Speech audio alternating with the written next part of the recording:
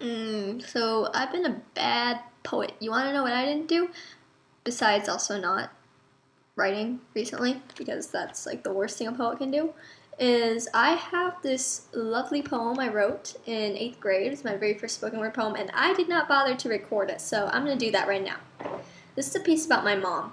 It's called She, and my mom is the most powerful human being, person, place, or thing in my life. She's really grounded me. She's kept me on my feet.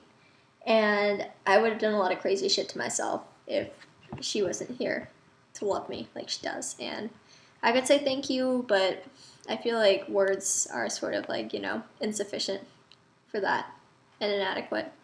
Alright, so here it goes. This is called She. She, with tired half-moon eyes, focusing, trying to realize her world swirling and whirling, whirlpools twirling to the beats of the waves, blocks away as she wakes into the dark, stark morning, leaving fantasy and sunset in her wake.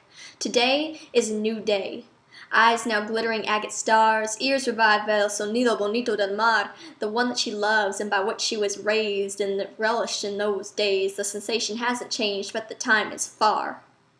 Silence and sweet salt vapors sweep her up as her mind steeps in the deadly concentration. She runs the road by the ocean alone with only squawking seagulls for compensation, her only form of meditation. The skies and seas are obsidian, in a dimension where the horizon blurs into oblivion, warmed by sleepy stars and the gentle pearl moon, hanging low with the soft glow that traces a thin, silky thread over the water from afar, a tiny twine like a fishing line that's been cast to bait dreams.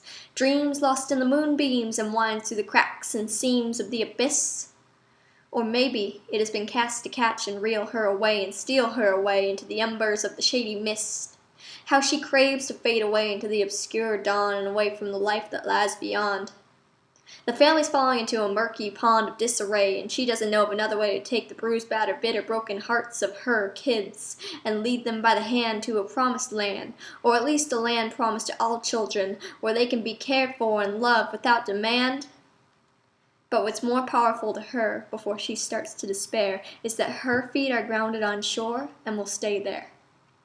As long as there is earth, air, ocean, birdsong, sun, sea, youth, and love, as long as there is earth, air, ocean, birdsong, sun, sea, youth, and love, she'll brave the waves and stay above. And she will embrace the quiet sunrise surprise as her own. She pauses to take in the night's demise while she's still in her tranquil zone.